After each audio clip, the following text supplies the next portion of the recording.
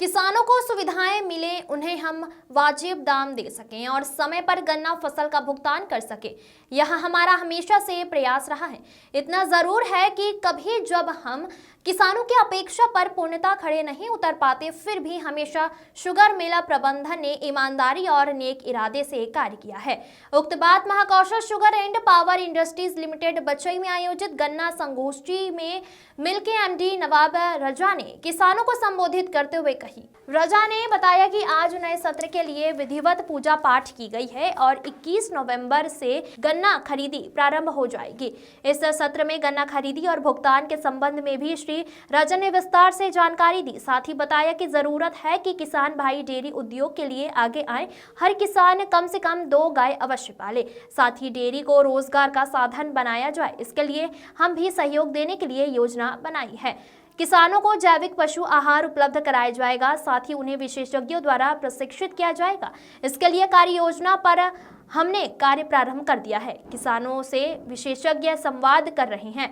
आपने कहा कि यदि खेती को सही ढंग से किया जाए तो संपदा किसानों में बन जाएगी।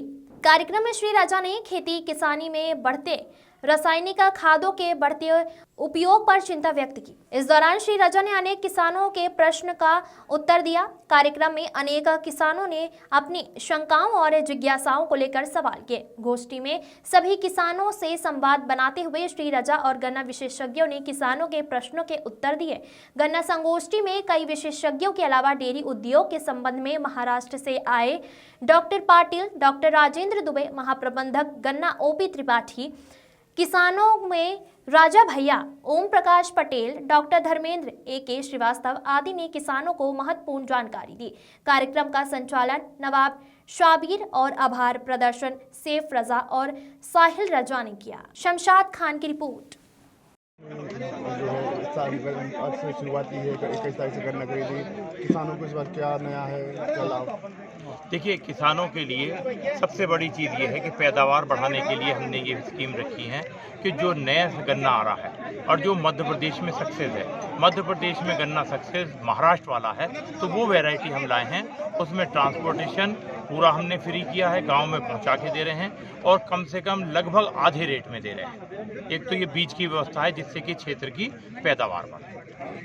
दूध उत्पादन के लिए हाँ, हमने एक डेयरी का प्रोजेक्ट लेके आ रहे हैं कि प्रत्येक किसान जो भी हमारे क्षेत्र में जुड़ा हुआ है, सब छोटी से छोटी डेयरी लगाए, भले 1 गाय भैंस की लगाए, 10 गाय भैंस की लगाए, मगर डेयरी लगाए जिससे कि उसके गोबर से हम पूरा ऑर्गेनिक खेती करें और ऑर्गेनिक चारा पैदा करें और उस दूध को अच्छा करके और उसको रजिस्टर्ड करा के हम टेस्ट करा के अच्छी क्वालिटी का, जो हमारा टारगेट है कि दूध जो यहाँ पे 40 रुपये और 30 रुपये बिक रहा है, इसको हम 100 रुपये किलो तक लेके जाएंगे। लगातार समस्या आती है किसानों और मिल प्रबंधन के बीच में कि पेमेंट को लेकर।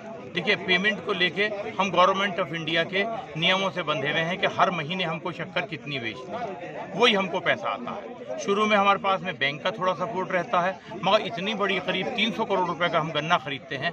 300 करोड़ रुपए में 30-40 करोड़ रुपए हमें बैंक का मिलता है और बाकी की हर महीने हमें सेल की परमिशन मिलती है। मगर फिर भी हम कोशिश करते हैं कि ज़्यादा से ज़्यादा पेमेंट करें। पिछले साल हमने बहुत अच्छा पेमेंट किया है और उम्मीद करते हैं कि इस साल भी बहुत अच्छा पेमेंट होगा।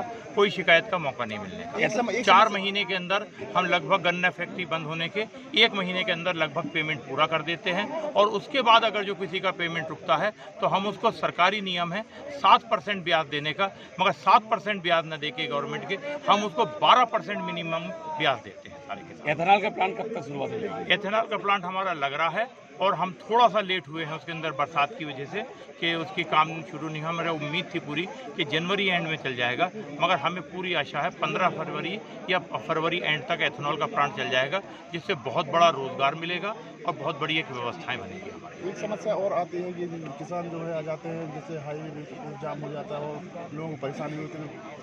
पिछले 2 साल 3 साल से जब से हमने कैपेसिटी बड़ी करी है, रोड के ऊपर जाम लगने की समस्या बंद हो गई है, मगर फिर भी कभी कभी जाम अगर जो किसी वजह से लग जाता है कि कोई ट्रॉली पंचर हो जाती है, कहीं जाम लग जाता है, कोई टेक्निकली फैक्ट्री बंद हो जाती है, तो ये ज़्यादा 4-6 घंटे 1 घंटे 1 दिन से ज़्यादा की अब समस्या रोड जाम की मेरे ख्याल से अब नहीं बची है।